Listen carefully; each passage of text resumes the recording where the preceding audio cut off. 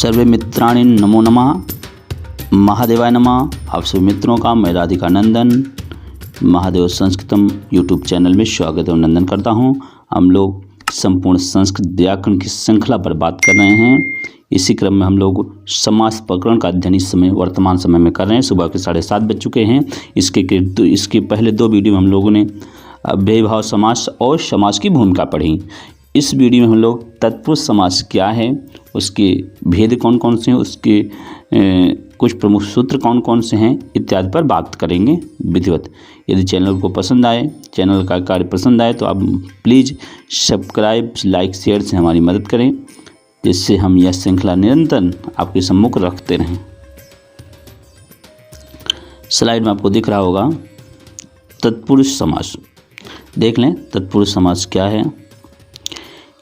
तत्पुरुष समास की परिभाषा है प्रायण उत्तर पदार्थ प्रधानः तत्पुरुषाः, अर्थात जिसमें प्रायः उत्तर पद के अर्थ की प्रधानता वो तत्पुरुष समास। इसके पहले एक वीडियो में हम लोगों ने अव्ययीभाव पढ़ा था, उसमें पढ़ा था प्रायण पूर्व पद प्रधान अव्ययीभाव, अर्थात किसी समासिक पद में 2 पद होते हैं, एक पहला पद एक दूसरा। पहले पद को पूर्व पद कहते हैं और दूसरे पद को उत्तर पद।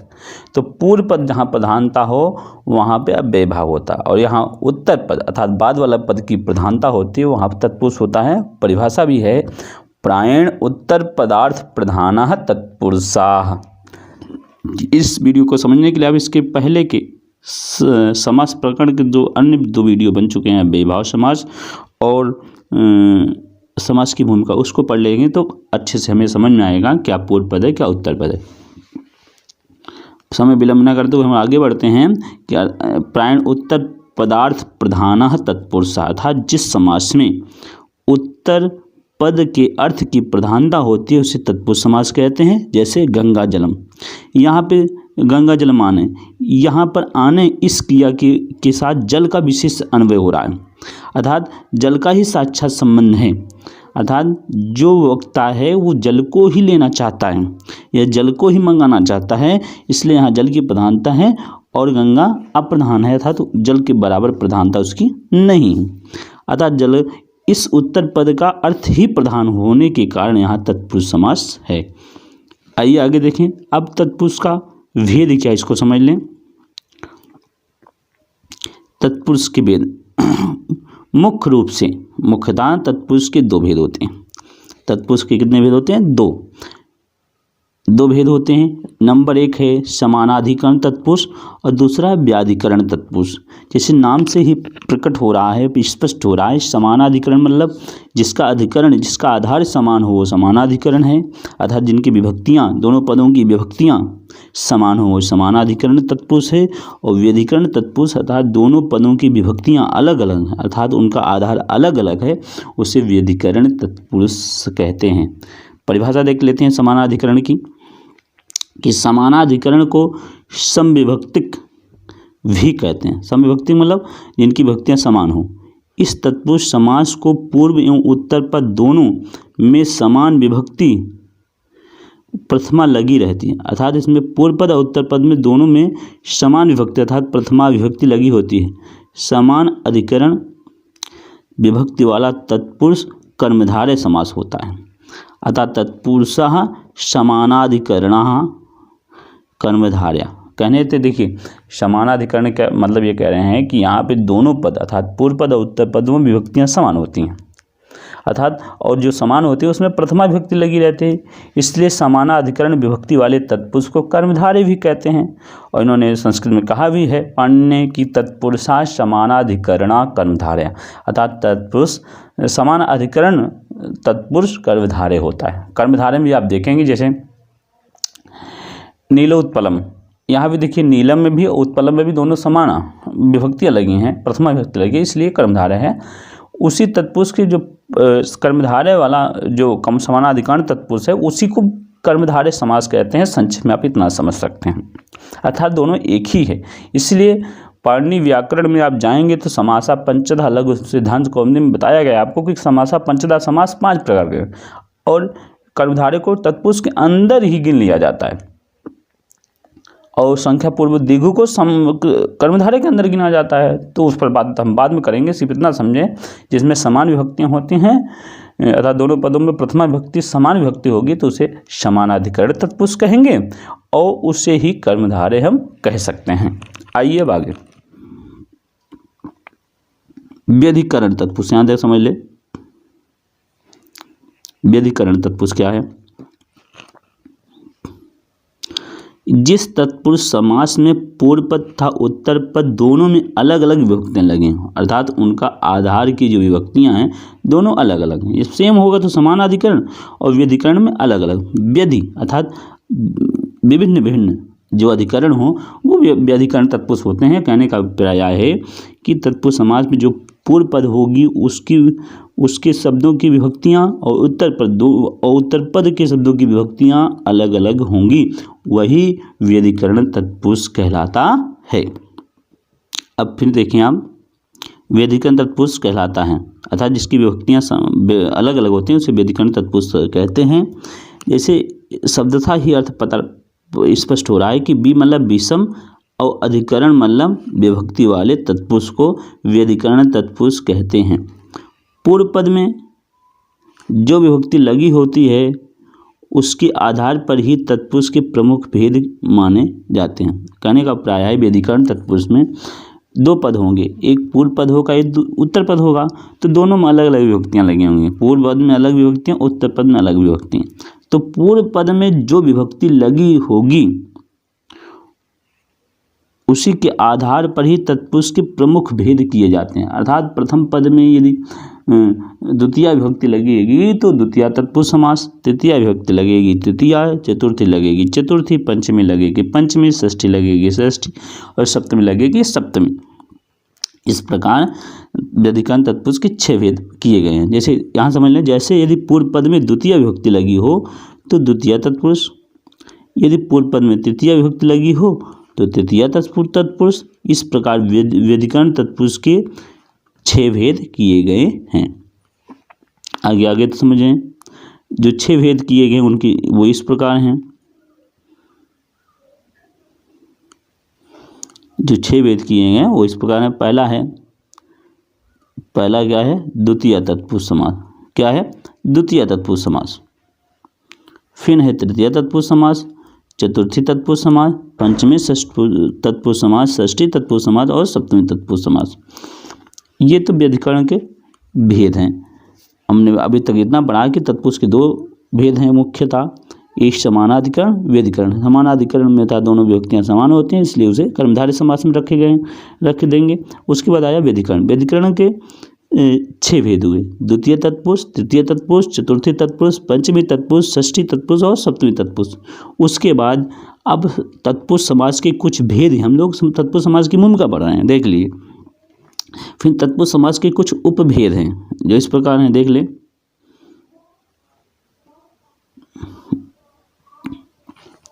ये कहते हैं समानाधिकरण तथा व्यधिकरण समास के अतिरिक्त तत्पुरुष समास के कुछ अन्य उपभेद भी हैं। उपभेद ये हैं, पहला उपभेद है नए तत्पुरुष समास, जैसे अनश्वाः, अब्राह्मणा, अनिच्छा आदि। ये हम डिटेल में बाद में पढ़ेंगे, सिर्फ नाम अभी श्रवण करते जाएं। दूसरा है प्रादि तत्पुरुष समास, जैसे कुपुरुषाः, प्राचार्याः आदि। फिर है उपपद तत्पुरुष समास, कुंभकारः, धर्मज्ञः आदि। फिर है अलुक तत्पुरुष समास, युधिष्ठिरः, सरसिजम, अभ्यासादागतः आदि। ये तो तत्पुरुष के समास क्या हुआ, ये उपभेद 4 उपभेद बताए। अब नीचे यहाँ से हम लोग द्वितीय तत्पुरुष समास का अध्ययन पढ़ेंगे, द्वितीय तत्पुरुष समास का अध्ययन करेंगे। देखिए द्वितीय तत्पुरुष समास देखें। द्वितीय तत्पुरुष समास ये क्या कहता है, जिस तत्पुरुष समास का पूर्व पद द्वितीय विभक्ति में हो ऐसे द्वितीयांत सुबंत पद का श्रित आदि शब्दों के साथ द्वितीय तत्पुरुष समास होता है। ये कहते हैं कि जिस तत्पुरुष समास का पूर्व पद द्वितीय विभक्ति में हो ऐसे द्वितीयांत सुबंत पद का श्रित आदि शब्दों के साथ द्वितीय तत्पुरुष समास होता है। ये कहते हैं, देखिए द्वितीय तत्पुरुष में इतना समझ लें कि इसमें पहला पद जो होगा वो द्वितीय विभक्ति में होगा, जिसको पूर्व पद भी कहते हैं, और बाद में श्रित इत्यादि शब्द आएंगे। सित इत्यादि शब्द आएंगे। जो सित इत्यादि जो शब्द आएंगे वो नीचे सूत्र में बताया गया है, उसके साथ द्वितीय तत्पुरुष समास होता है। अब देखिए सूत्र पढ़ लें, तभी है यहाँ डिटेल इसको समझेंगे। सूत्र है द्वितीयाश्रित अतिथ पतित गत अत्यस्त प्राप्त आपन्नैः। सूत्र देख लें, सूत्र है द्वितीयाश्रित अतिथ पतित गत अत्यस्त प्राप्त आपन्नैः। मतलब द्वितीयांत पद का सित के साथ, द्वितीयांत सुबंत पद का सित के साथ, अतिथ के साथ, पतित के साथ, गत के साथ, अत्यस्त के साथ, प्राप्त के साथ और आपन्नैः के साथ द्वितीया तत्पुरुष समास होता है। फिर समझ लें कि द्वितीयांत सुबंत पद का, द्वितीयाः अर्थात द्वितीयांत सुबंत पद का सित के साथ, अतीत के साथ, पतित के साथ, गत के साथ, अत्यस्त के साथ, प्राप्त के साथ, आपन्नैः इन शब्दों के साथ द्वितीया तत्पुरुष समास होता है। सूत्र फिर से याद कर लें, एक बार फिर से पढ़ लें। द्वितीयाश्रित अतिथ पतित गत अत्यस्त प्राप्त आपन्नैः। अब इसके उदाहरण के माध्यम से और अच्छे समझेंगे। उदाहरण में स्लाइड में आपको सामने दिख रहा होगा उदाहरण। एक तरफ समास विग्रह है, दूसरी तरफ आपको समासिक पद या अर्थ सहित दिया गया है। तो पहला है कृष्णम श्रिता। यहाँ देखिए कृष्णम शब्द द्वितीयांत सुबंत पद है और उसके बाद श्रिता के साथ समास हो रहा था। तो द्वितीया श्रित अतिथ पतित गत अत्यस्त प्राप्त आपन्नैः इस सूत्र के द्वारा द्वितीयांत सुबंत का श्रित के साथ समास होकर द्वितीय तत्पुरुष समास होकर कृष्णाश्रिता बना। क्या बना? कृष्णाश्रिता, जिसका कृष्णश्रिता ये अभी अभी हाल ही ताज में टीजीटी में पूछा भी गया था 2021 में कि कृष्णाश्रिता वहाँ दिया था, लेकिन कृष्णश्रिता होगा, कृष्ण का आश्रय लिया हुआ। फिर उसी दूसरा प्रश्न है, दूसरा उदाहरण है शरणम आगता। यहाँ शरणम द्वितीयांत सुबंत पद है, उसका आगता के साथ समास हो रहा था। तो सूत्र आया द्वितीयाश्रित अतिथ पतित गत अत्यस्त प्राप्त आपन्नैः। इस सूत्र के द्वारा शरणम पद का, शरणम द्वितीयांत सुबंत पद का आगता के साथ समास होकर नित्य तत्पुरुष समास होकर द्वितीय तत्पुरुष समास होकर शरणम शरणागता बना, शरण में आया हुआ। ठीक उसी प्रकार लोकम अतीता लोकातीता के सूत्र से द्वितीयाश्रित अतिथ पतित गत अत्यस्त प्राप्त आपन्नैः से, जिसका लोक से परे। फिर भयम आपन्ना, तो यहाँ भी भयम द्वितीयांत सुबंत पद का आपन्ना पद के साथ द्वितीयाश्रित अतिथ पतित गत अत्यस्त प्राप्त आपन्नैः इस सूत्र से समास होकर भयापन्ना बना, भय को प्राप्त। फिर रामम आश्रिता रामाश्रिता, सुखम प्राप्ता सुख प्राप्ता, अश्वम आरूढ़ा अश्वारूढ़ा घोड़े पर चढ़ा हुआ। किस सूत्र से? द्वितीयाश्रित अतिथ पतित गत अत्यस्त प्राप्त आपन्नैः इस सूत्र से द्वितीया तत्पुरुष समास का विधान हुआ। आगे के उदाहरण भी देख लें, सब इंपॉर्टेंट उदाहरण है। फिर है स्वर्गम आगता। स्वर्गम आगता स्वर्गागता। स्वर्गम सुबंत पद का, द्वितीयांत सुबंत पद का गता शब्द के साथ द्वितीयाश्रित अतिथ पतित गत अत्यस्त प्राप्त आपन्नैः सूत्र से समास होकर स्वर्गागता बना। उसी तरह दुखम आतीता दुखातीता, दुख को प्राप्त पार किया हुआ। फिर कूपम पतिता कूप पतिता, ग्रापम गता ग्राम गता, जीवनम प्राप्ता जीवन प्राप्ता, सुखमापन्ना सुखापन्ना सुखापन्ना। सुखम द्वितीयांत सुबंधक पद का आपन्ना के साथ द्वितीयाश्रित अतीत पतित गत अत्यस्त प्राप्त आपन्नैः से द्वितीयांत तत्पुरुष समास होकर बना सुखापन्ना, अर्थात सुख को पाया हुआ। फिर यहाँ से हम लोग तृतीय तत्पुरुष समास देखेंगे। तृतीय तत्पुरुष समास देख लें, ये समझ लें इसको भी कि तृतीय तत्पुरुष समास जिस तत्पुरुष समास का पूर्व पद तृतीय विभक्ति में हो, ऐसे तृतीयांत सुबंत पद का तत्कृत, कुछ चीज़ें बता रहे हैं कि ऐसे तृतीयांत सुबंत पद का तत्कृत मतलब होता है, तत्कृत मतलब है कि जिसके द्वारा किए गए, फिर गुणवाचक शब्द के साथ और अर्थ शब्द के साथ तृतीया तत्पुरुष समास होता है। तीन चीज़ बता रहे हैं कि तत्कृत अर्थात उसके द्वारा किए गए और गुणवाचक शब्द तथा अर्थ शब्द के साथ तृतीया तत्पुरुष समास का विधान होता है। तो तत्कृत अर्थात उसके द्वारा किए गए काम, फिर गुणवाचक शब्द और अर्थ शब्द के साथ तृतीया तत्पुरुष समास होता है। अब वो सूत्र क्या है तृतीया तत्कृतार्थेन गुणवचनेन। देखिए 3 चीजें बोले कि तत्कृत मतलब उसके द्वारा किए गए, फिर गुणवाचक शब्द गुणवाचक शब्द के साथ तृतीया तत्पुरुष समास होता है। ये सूत्र फिर समझ ले, सूत्र को बहुत इंपॉर्टेंट है। तृतीयांत सुबंत पद का तत्कृत और अर्थीन के साथ और गुणवचनेन के अर्थात गुणवाचक शब्दों के साथ तृतीय तत्पुरुष समास होता है। उसके द्वारा देखिए यहाँ पे 3 चीज़ें हैं, समझ लें आप। पहला है तत्कृत,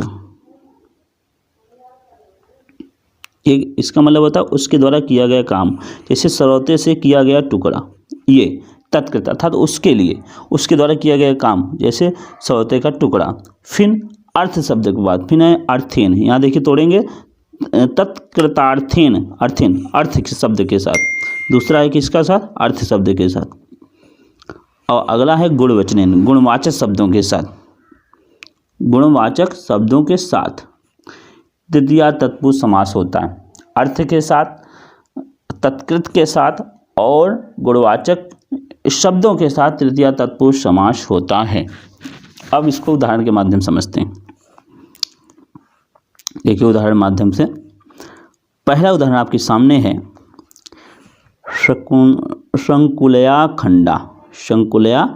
देखिए संकुलया खंडा एक उदाहरण था। तो संकुलया तृतीयांत सुबंत पद है, इसका 3 शब्दों के साथ तृतीय तत्पुरुष समास होता है। पहला तत्कृत अर्थात उसके द्वारा किए गए कार्य, फिर है अर्थ शब्द के साथ और गुणवाचक शब्दों के साथ तृतीय तत्पुरुष समास होता है। तो संकुलया खंडा संकुलया मतलब होता है स्रोते से, और खंडा में टुकड़ा, स्रोते से किया गया टुकड़ा। तो तत्कृत अर्थ में यहाँ पर तृतीया तत्कृतार्थेन गुणवचनेन सूत्र से तृतीय तत्पुरुष समास होकर संकुला खंडा शब्द बना। संकुला खंडा जिसका अर्थ होता है स्रोते के से किया गया टुकड़ा। किस अर्थ में हुआ है? तो तत्कृत अर्थ में हुआ है। तत्कृत अर्थ में, तत्कृत मतलब आता है उसके द्वारा किया गया कार्य, जैसे स्रोते द्वारा किया गया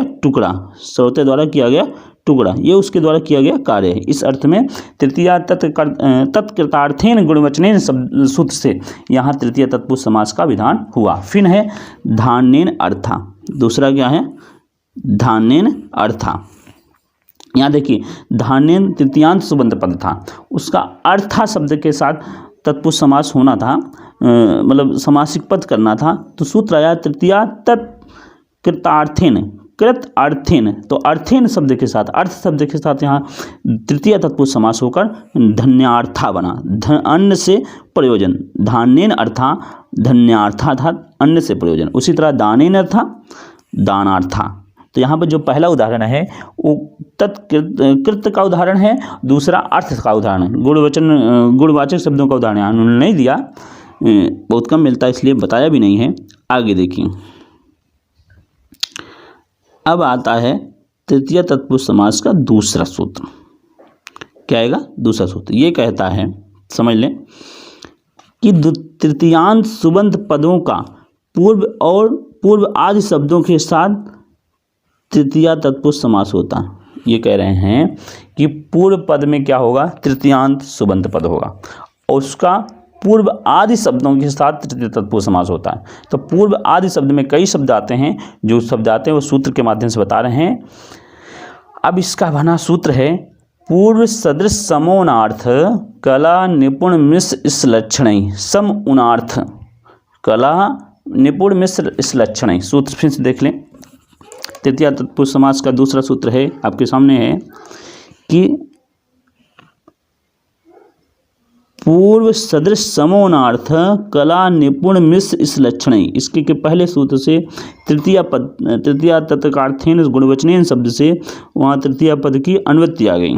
मतलब अनुवृत्ति नीचे आई। अब बना तृतीयांत सुबंत पद का पूर्व के साथ, सदृश के साथ, सम के साथ, उनार्थ के साथ, कलह के साथ, निपुण के साथ, मिश्र के साथ, इस लक्षणी के साथ तृतीया तत्पुरुष समास होता है। फिर समझ लें, तृतीयांत सुबंत के साथ, पूर्व के साथ, सदृश के साथ, सम के साथ, उनार्थ के साथ, कलह के साथ, निपुण के साथ, मिश्र के साथ, इस लक्षणी के साथ तृतीया तत्पुरुष समास होता है। अब इसको उदाहरण के माध्यम से हम लोग समझेंगे। तो उदाहरण है मासेन पूर्वा, यहाँ देखें मासेन तृतीयांत सुबंत पद है, उसके बाद पूर्वा शब्द है, पूर्वा शब्द के साथ समास होना था।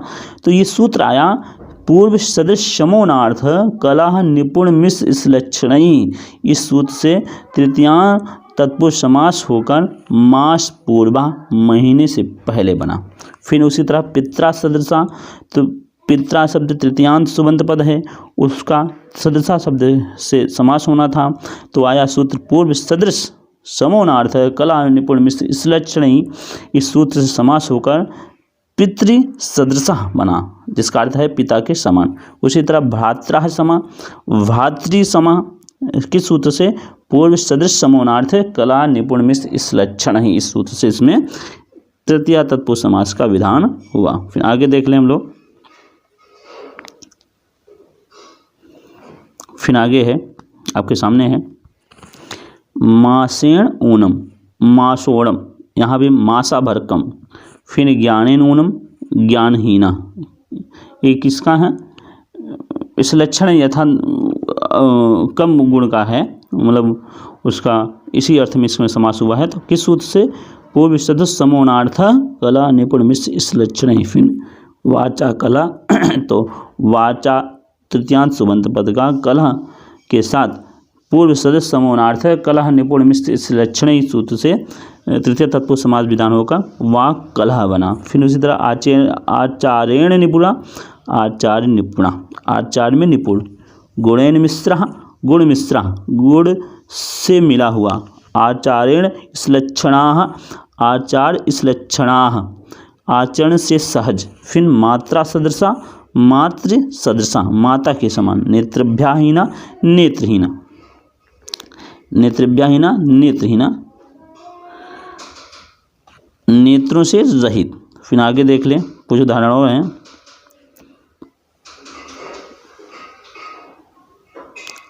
घृतेन पक्वम, घृतेन पक्वम, धृतेन पक्वम, धृत पक्वम, घी से पकाया हुआ। पादेन खंजा, पाद खंजा, पैर से लंगड़ा।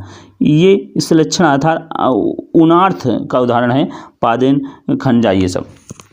अब देखिए यहाँ पर और एक चीज़ दिया है कि अब देखिए यहाँ पर आगे हम लोग पढ़ेंगे तृतीया तत्पुरुष समास का तीसरा सूत्र। तीसरा सूत्र कहता है कि कर्ता और करण कारक में तृतीयांत पद का, तृतीयांत सुबंत पद का कृदंत के साथ तृतीया तत्पुरुष समास होता है। देख लें, ये कहता है कर्ता और कारक में तृतीयांत पद का कृदंत के साथ तृतीया तत्पुरुष समास होता है।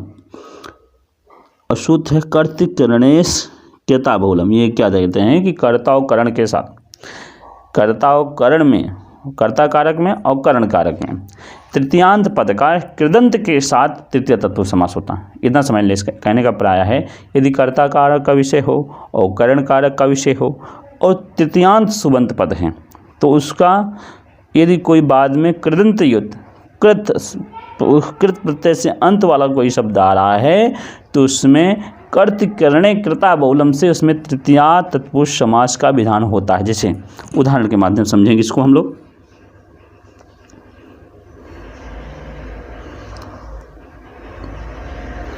ये देखिए, ये उदाहरण। अब देखिए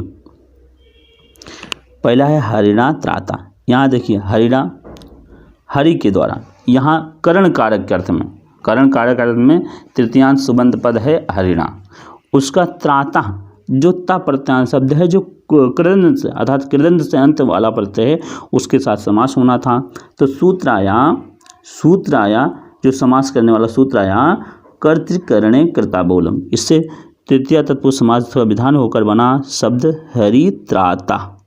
उसी तरह नखई विन्ना, यहाँ देखिए नखों द्वारा अलग किया हुआ, तो नखई करण कारक का अर्थ था, करण कारक के प्रसंग था और तृतीयांत पद था, उसका भिन्न ता प्रत्यांत और जो कृदंत प्रत्यांत भिन्न शब्द के साथ कर्तृकरणे कृताबोलम से तृतीय तत्पुरुष समास होकर शब्द बना नख भिन्ना, समासिक पद बना नख भिन्ना, नखों से पाड़ा गया। उसी तरह नखई निर्भिन्ना, यहाँ भी करण अर्थ में तृतीयांत सुबंत नखई है, उसका निर्भिन्ना कृदंत प्रत्यांत के साथ समास हुआ कर्तृकरणे कृताबोलम से और समासिक पद बना नख निर्भिन्ना, नखों से फाड़ा गया।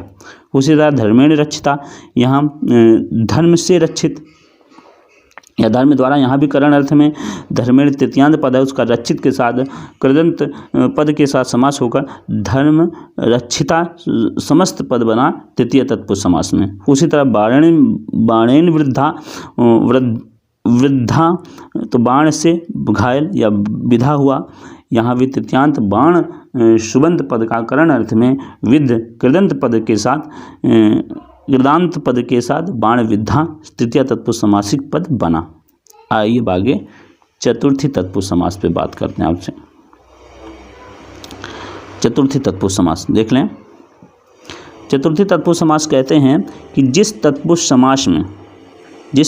समास में पूर्व पद चतुर्थी विभक्ति में हो तथा चतुर्थांत पदों का अर्थ बल, हित, सुख, रक्षित आदि पदों के साथ समास होता है तो उसे चतुर्थी तत्पुरुष समास कहते हैं। फिर समझ लें, जिस तत्पुरुष समास में पूर्व पद चतुर्थी विभक्ति में तथा चतुर्थांत पदों का अर्थ बल, हित, सुख, रक्षित आदि पदों के साथ समास होता है तो उसे चतुर्थी तत्पुरुष समास कहते हैं। देखिए सूत्र है चतुर्थी तदर्थार्थ बल, हित, सुख, रक्षितैः। यहाँ पे चतुर्थे सुबंत पद के साथ तदार्थार्थ अर्थात उसके अर्थ के साथ अर्थ, बल, हित, सुख और रक्षित शब्दों के साथ चतुर्थी तत्पुरुष समास होता है। फिर समझ लें, चतुर्थी तदर्थार्थ बल, हित, सुख, रक्षितैः, ये कहता है चतुर्थ्यांश सुबंत पद के साथ तदर्थ अर्थात उसके अर्थ के साथ, बल के साथ, हित के साथ, सुख के साथ और रक्षित के साथ चतुर्थी तत्पुरुष समास होता है। उदाहरण देखें, उपाय दारू, यहाँ उपाय शब्द चतुर्थांश सुबंत पद है, उसका दारू अर्थात उसके अर्थ है दारू शब्द के साथ चतुर्थी तदर्थार्थ बल, हित, सुख, रक्षितैः से समास होकर यूप दारू बना अर्थात यज्ञ खंभे के लिए लकड़ी। फिर कुंभाय मृत्तिका, कुंभ मृत्तिका घड़े के लिए मिट्टी। फिर है अगला भूतेभ्या बलि, भूत बलि, किस सूत्र से? तो चतुर्थी तदर्थार्थ बल, हित, सुख, रक्षितैः इस सूत्र से यहाँ पर चतुर्थी तत्पुरुष समास हुआ है और समासिक पद बन के बना कुंभाय मृत्तिका अर्थात कुंभ मृत्तिका। फिर है भूतेभ्या बलि, भूत बलि जीव के लिए बलि। फिर गोभ्या हितम, गोहितम गाय के लिए हितकारी। ब्राह्मणाय हितम, ब्राह्मण हितम ब्राह्मण के लिए हितकारी। फिर गोभ्या सुखम, गो सुखम गाय के लिए सुखकारी। फिर गोभ्या रक्षितम, गो रक्षितम गाय के लिए रक्षित।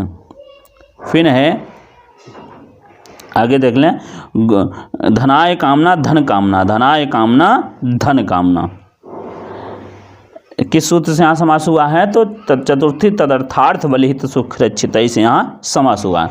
अब विशेष नियम देख लें कि अर्थ शब्द के साथ चतुर्थी का नित्य समास होता है। अर्थ शब्द के साथ चतुर्थी का नित्य समास होता है और अर्थ शब्दांत शब्द का लिंग विशेष के अनुसार होता है।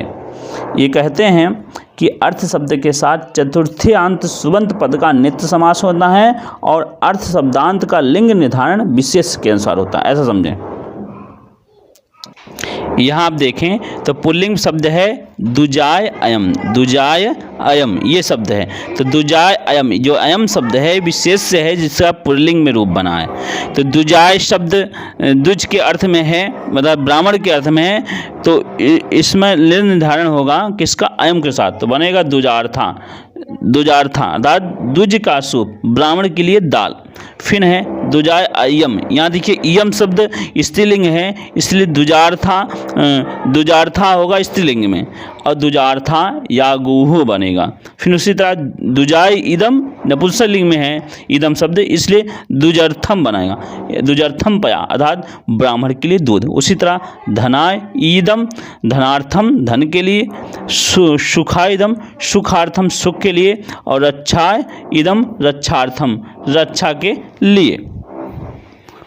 अब यहाँ से हम लोग पंचमी तत्पुरुष समास का पंचमी तत्पुरुष समास। अब पंचमी तत्पुरुष समास क्या कहता है?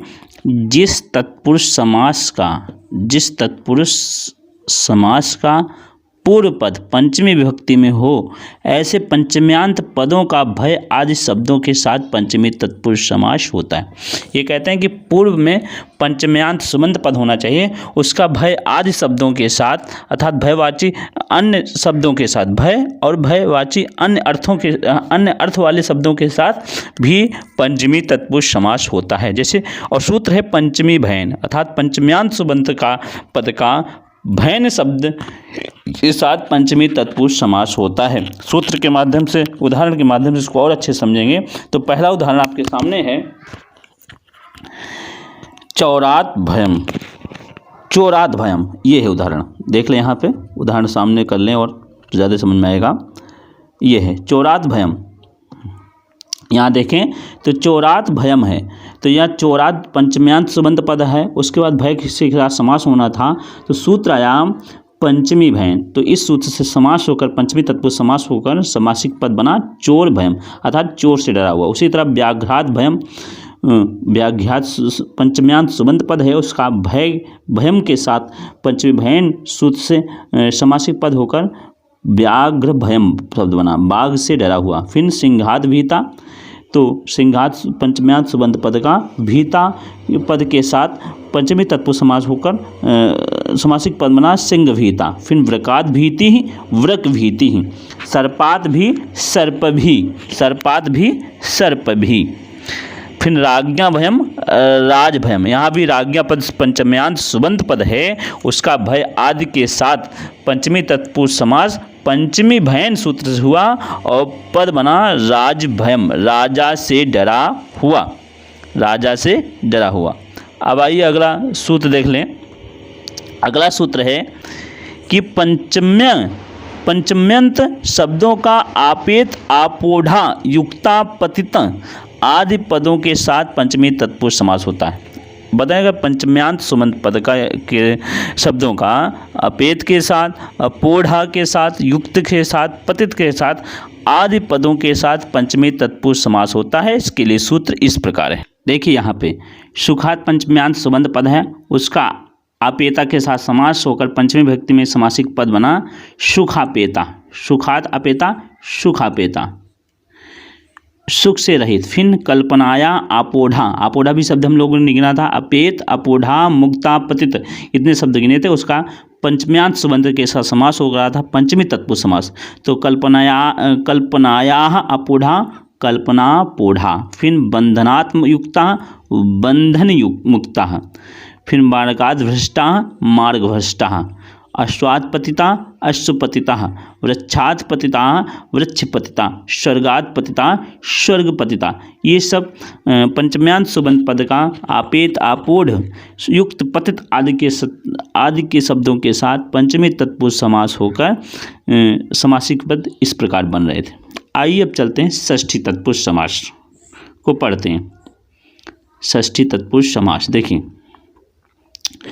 ये छोटा सा प्रकरण है, देख लें कि षष्ठी तत्पुरुष समास, जिस तत्पुरुष समास का पूर्व पद षष्ठी विभक्ति में हो, ऐसे षष्ठ्यंत पदों का समर्थ सुबंत के साथ षष्ठी तत्पुरुष समास होता है। सूत्र है षष्ठी ही।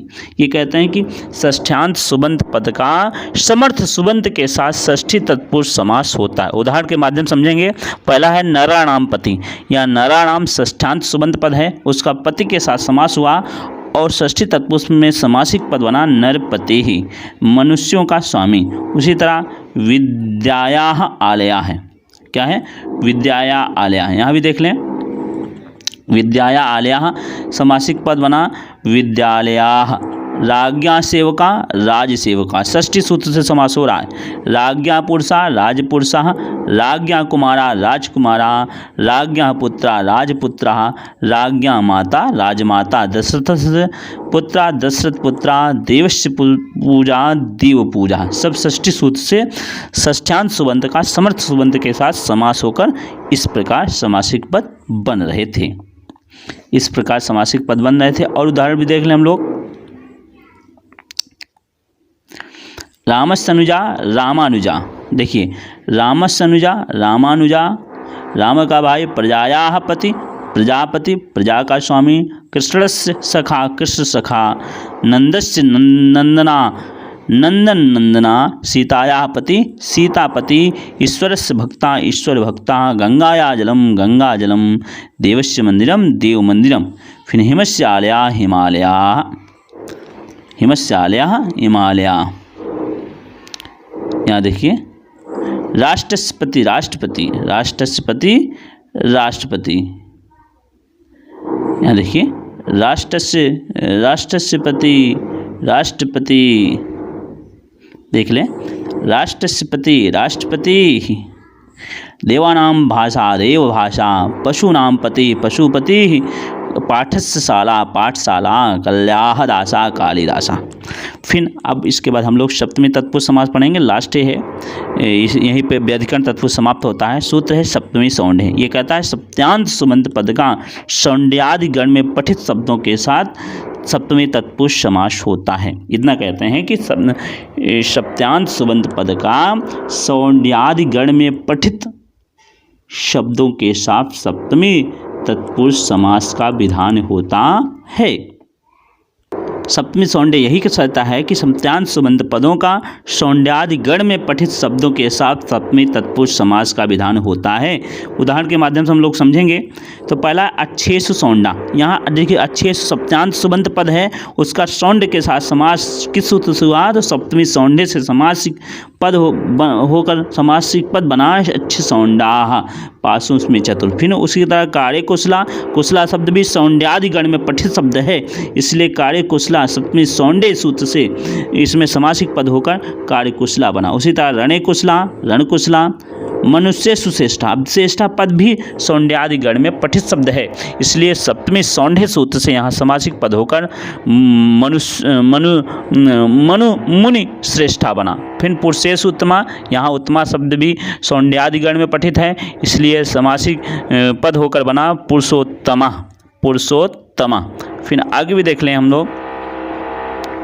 फिर है अगला पद है, अगला उदाहरण है गुरोह भक्ति ही, गुरु भक्ति। यहाँ भी देखिए गुरु सप्त्यांत पद है, उसके साथ समास होकर उसी तरह युद्धे निपुणा, युद्धे निपुणा देख ले। यहाँ युद्धे सप्त्यांत सुबंत पद था, उसका सौंड्यादि गण में पठित निपुण शब्द के साथ सप्तमी सौंडे सूत्र से समासिक पद हुआ युद्ध निपुणा। उसी तरह नरेश उत्तमा, नरेश उत्तमा शब्द भी सौंड्यादि गण में पठित शब्द है, इसलिए सप्तमी सौंडे सूत्र से नरेश सप्त्यांत सुबंत के साथ समास होकर समासिक पद बना नरोत्तमा।